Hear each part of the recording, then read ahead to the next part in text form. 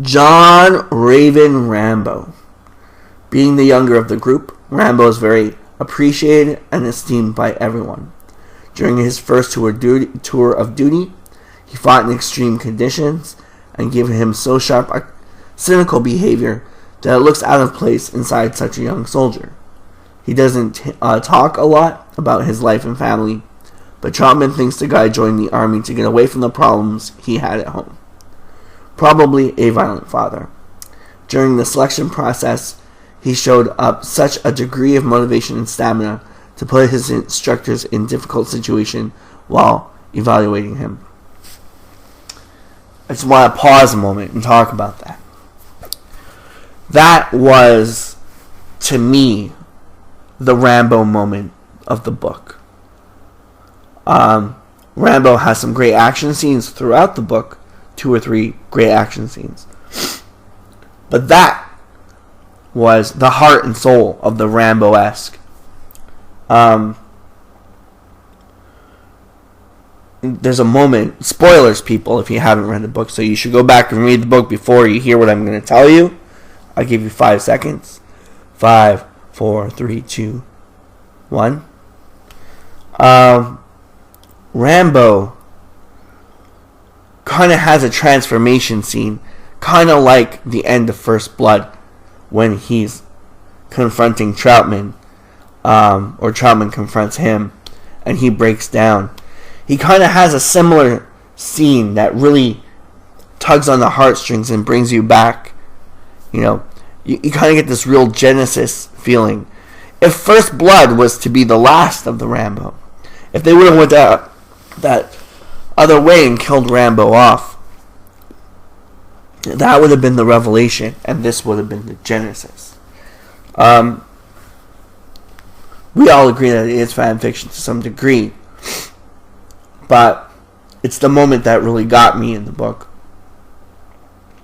It's the moment that really hooked me to read the other 4 books. It's the moment that really made me shed a tear and reminded me why I loved Rambo so much in the first place, because no one man is invincible. And no one man is untouchable, is unbreakable. It really brought me back to that aspect of even the best of the best have their bad days. Even the best of the best can falter and fail at one point or another. This really brought me to a higher appreciation of the character. So, I just want to throw that out there. Joseph Eagle Danforth. Very little is known about Danforth's family and past before the army. The truth is, Danforth used to live being a pimp and a drug dealer, and he never had a real family caring for him when he was a child, nor a real love affair during all of his life. During a particularly harsh period of financial difficulties, he attempted a robbery against a gas station. Beautiful piece in the novel. Very, very sharp edge. Very, very gory to some aspects. Great little action beat.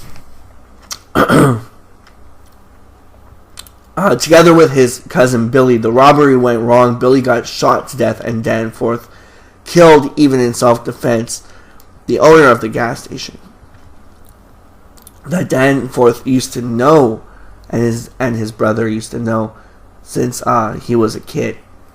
So Danforth was never formally charged for that murder, and after getting away with that, he joined the army. After getting back in the U.S. after his first tour in Vietnam, he decided to stay in the army and try to join the Green Berets. During year 1, Troutman and Gardner discover his criminal roots for use of force against a public official. That's a great little, wrap up of the characters. Kind of bring you, instead of going back, if you haven't read the first book, say if you only have this book and then, you're going to go back and read the other one. It's great to kind of throw you into the mix and to get you ready for what is to come. We all know what's going to happen, right? So, in the long run, they never really say what happens individually, so we get to find that out for ourselves. But we know that in the long run, doesn't end up good for anybody, even the survivors. Even Delmore survives, and then he dies as a product of Agent Orange, and Rambo loses, I wouldn't say his innocence, because it was revealed in David Morrell's novelization of First Blood Part 2, which we'll be getting to with the man himself next week. With David Morrell, he'll be here. It was revealed that Rambo lost his innocence long before that. With the Straw Blonde, probably would have married her. His one only true love. But also later on down the line, we have from the First Blood movie, we have the Saigon hooker, obviously. And then Ko. So, but he never really gets it on with Ko, but almost. But those three intimate people in his life. Some would argue Sarah in Rambo 4. And I could kind of see that as an innocent wanting. But not as a, how would you say, a formal, not even on the level of Ko. In the Rambo 3 novelization, Rambo of Arabia, he has an understanding with a female nurse in her 40s. I believe her name is Michelle. She was replaced, she was taken out of the script, or taken out of the film, I would say, replaced with a male doctor, as Musa says. This is the only known doctor for 500 miles or something like that. This one guy. So you get literally a 2-second shot of the doctor they used to replace that with, and that whole story arc was thrown out the window, which was a beautiful, beautiful story arc, and they really should have pushed for it. But I don't know. I don't know what's wrong with these people, these studio people. Where was I going with this? Yeah, Rambo's innocence. So, to that aspect, we only get to see shards of that through the mythos, and that's cool. I guess it's the more you look for it, the more you read into it, you get that sense. You'll get a better sense of it. But to the naked eye, just watching the films, it's very hidden. It's very hidden. Kind of only throws out the idea that Ko was the one true love of Rambo.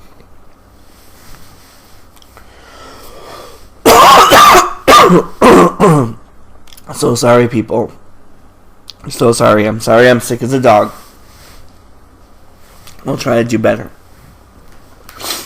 Now we're going to look at some of the images and things that we might see in this book. Some of the warfare and tactics and just some of the overall heavy-duty firepower that the book has to offer, which I'm hoping we do see. Some, what people may have looked like. Once again, I'm going to say that we're not going to show those on the screen, but we're going to, you'll have to wait for when the book drops, which is another great reason to get this book, because I love how Wallace ties all this together. It's a very cool little piece. So now that we've gone over the intro to Baker Team on the spoiler side, we're going to get into the imagery aspect, and then we're going to get into the first couple of scenes or the first couple of chapters. So hold on to your hats. It's all downhill from here.